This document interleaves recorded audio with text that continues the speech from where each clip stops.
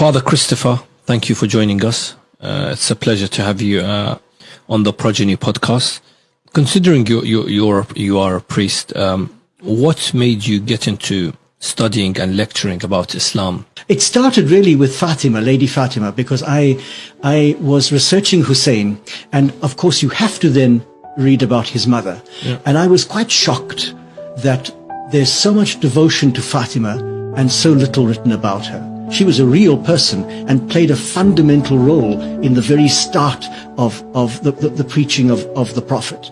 And therefore you can't just, have holy books about her. You need to discover who she was. So I decided to do my doctoral thesis on her. And I produced what I hope still and think still was the first real biography of Lady Fatima. I mean, in a Western language, but based on the Arabic sources. And your second book is on? So the second book is really, in a sense, a bit of a joke, in that there was a group of us in Rome, professors.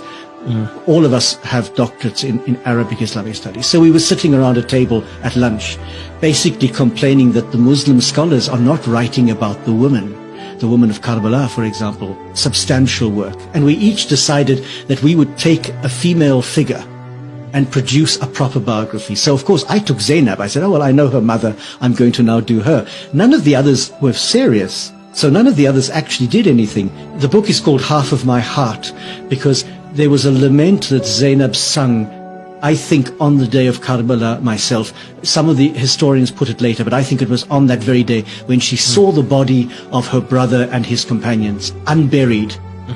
And she refers to him as half of my heart, her brother Hussein. And I thought, well, half of my heart was the Fatima book, and now this is the second half, the Zainab book. Now, I don't have any heart left, I suppose, but I'm certainly going to tackle other issues. But Zainab is an extraordinary woman, and like Hussein, transcends all religious, political barriers. She is a universal ideal.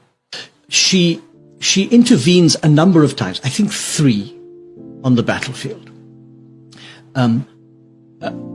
And she's described, I mean, I go into quite a lot of detail because I'm very moved by this. She's described in the days leading up to Karbala as quite distressed.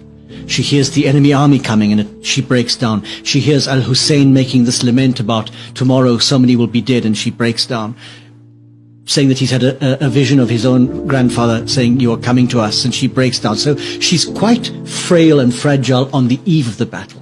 But on the day of the battle, there's a remarkable change, and even the Sunni authors record that she looked like the sun rising as she came out onto the battlefield.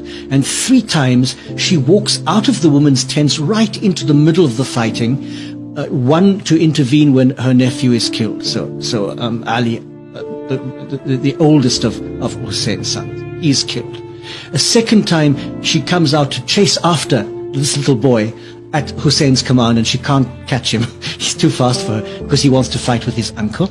And a third time she comes out to challenge the men killing Al-Hussein. And it's this famous challenge where somebody as terrible as Umar bin Sa'd turns away and weeps because he's challenged by her and he knows that he's So in that sense, she is of great importance, but even more important after the battle because, and this is where I get into trouble, because she was for a short time the leader of the Ahlul Bayt.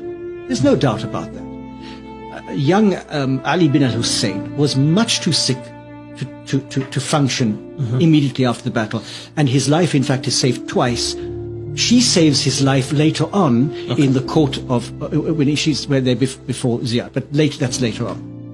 It's that period of days after Karbala, from the journey between Karbala to Kufa to the court of Yazid, to Damascus.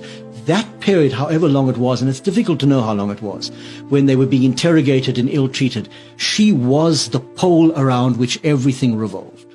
Absolutely. And there's a particular moment where her nephew, Ali bin al-Hussein, says to her, be quiet now, let me speak. And that for me is the moment when he takes his place as Imam. He's Imam, but when he actually takes his place and takes over leadership of this group. But until then, it is Lady Zainab. And I always defend this by saying, She's not a woman with masculine virtues. Bravery is not a masculine virtue, it's a human virtue. So we don't want to say she was as good as a man. That's a terrible thing for me. She was an extraordinarily powerful woman who betrayed all the great virtues, by betrayed I mean showed forth all the great virtues that are equally right in women as in men. Bravery, courage, the ability to speak with great articulation against injustice. And in a sense, she functioned as the leader of the House of Islam. Now, I mean, of the Ahl